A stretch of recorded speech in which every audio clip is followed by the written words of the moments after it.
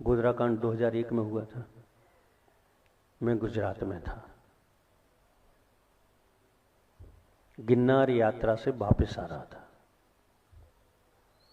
मैं था उसी रास्ते पर आचार्य विद्यासागर महाराज की 3 आलिकाएं थी, आगे पीछे थे। और गोधरा कांड का जो हिंसा है उसकी वो बिल्कुल बढ़ती चली जा रही थी, माहौल बिगड़ता जा रहा था।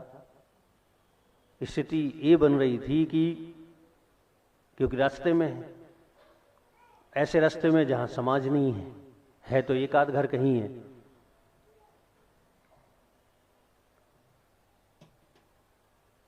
कुछ लोग अहमदाबाद के आए, ये तय हुआ कि आप लोग गुजरात से राजस्थान यानी माउंट आबू लेकर जाओ। लेकिन जहां हम थे वहां से भी माउंट आबू 150 किलोमीटर था, 10-20 किलोमीटर नहीं था कि चले जाओ। उसमें से आधे से ज्यादा राजस्थान मिलना था, वो क्या नाम, गुजरात मिलना था।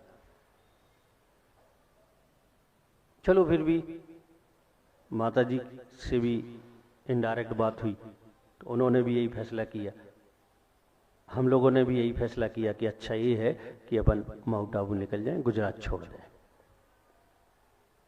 छोड़ने के लिए रास्ता तो तय करना ही पड़ेगा। एक दिन हम लोग शाम की समय बढ़ रहे थे तो रास्ता भटक गए। हम 4 महाराज थे उस समय, 2 महाराज वृद्ध थे तो वो पीछे थे और हम 2 महाराज आगे थे। इस दृष्टि से आगे थे कि आगे की व्यवस्थाएं शीघ्र, क्योंकि हमारे साथ जो लोग थे बहुत कम थे और सब डरे हुए थे। अब डर तो सबको लगता है, देख रहे हम चल रहे हैं, घरों में आग लगा रहे हैं लोग, तो डर तो लगता है। बसें आ रही हैं, पूरी कांच फूटे हुए हैं, लोग रक्त बह रहे हुए बसों में बैठे हैं, लोगों ने पत्थर मारे। एक बस तो ऐसी देखी जिसमें पीछे आग लगी है और लोग उसमें बैठे हुए हैं। यानी माहौल ऐसा भयावह था, ऐसा भयावह था। और चारों ओर एक ही बात दिख रही थी कि कोई किसी को भी कुछ भी कर सकता है। हम भी उस समय नए नए तो थे, 98 में दीक्षा हुई थी और 2001 की बात है।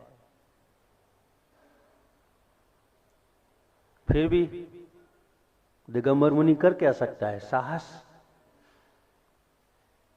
धैर्यता रख सकता है, चिंतन कर सकता है,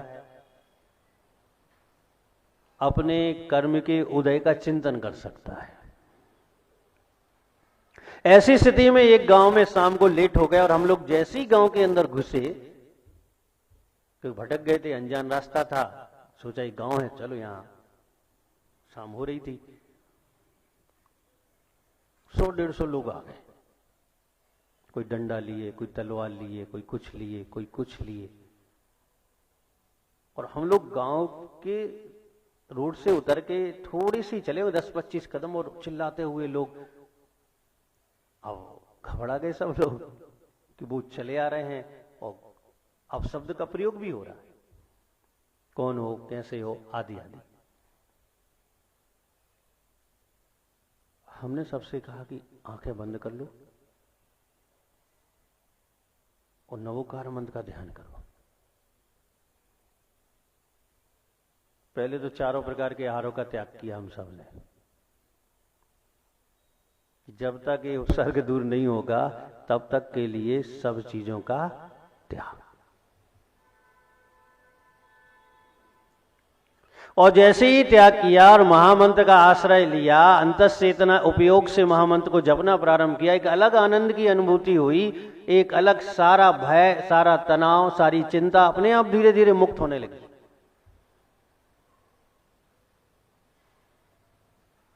हम लोग अपनी आंखें बंद करके खड़े हो गए, वो सारे के सारे धीरे धीरे पास में आ गए। हम लोग तो ये सोच के सब कुछ किए थे कि वो आते ही पूछेंगे, थोड़ी मारेंगे सीधा। उन्होंने देखा कि हम लोग बिल्कुल शांत खड़े हुए हैं, तो वो भी, उन्होंने भी थोड़ी सी मानवता दिखाई और वो खड़े हो गए। थोड़ी दूरी पर वो सारे रुक गए, गाली देते रहे, बोलते रहे, कुछ भी ये सब तो करते रहे वो, लेकिन वो खड़े हो गए। थोड़ी देर बाद हमने विचार किया कि अब अपन को इनसे बात करनी चाहिए। तो फिर मैंने आंखें खोली और उनसे बात की, उन्हें बताया। पहले तो वो बोले तुम लोग झूठ बोल रहे हो, हमारे गांव में आओगे, रात्रि में मकानों में आग लगा दोगे, ये कर दोगे, वो कर दोगे। फिर उनको फिर शालीनता से अच्छे से समझाया, उनकी समझ में आया। लेकिन उन्होंने कहा कि हम गांव में तो नहीं रहने देंगे आपको। इस बात पे वो तैयार हो गए कि आप गांव में नहीं आओगे, आप जहां से आओ उसी रास्ते से लौट जाओ बस। थोड़ा थोड़ा अंधेरा भी होने लगा था, फिर भी हम लोगों ने सोचा कि रोड तक तो वापस चले, फिर रुक जाएंगे कहीं रोड के किनारे। रोड तक वापस गए। जैसे रोड तक थोड़ा चले रोड से, तो एक खेत पर मकान था। तो जो हमारे साथ थे 2-4 लड़के थे, वो गए उस मकान से बात की। तो उस महिला थी उस मकान में, तो उन्होंने कहा हमारे यहाँ जेंट्स कोई नहीं है, हम लोग सब महिलाएं हैं, तो हम तो नहीं रुकने दे सकते।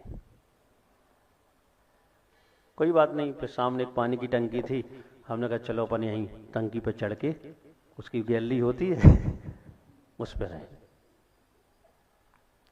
क्या करें। फिर पुण्य जाग गया, ध्यान का फल, महामंत्र के आलम्बन का फल, कि वो मान गए, वो चले गए छोड़ के, सड़क पे आ गए। फिर वो मकान का जो व्यक्ति था, मालिक था, वो ईडर से लौट रहा था,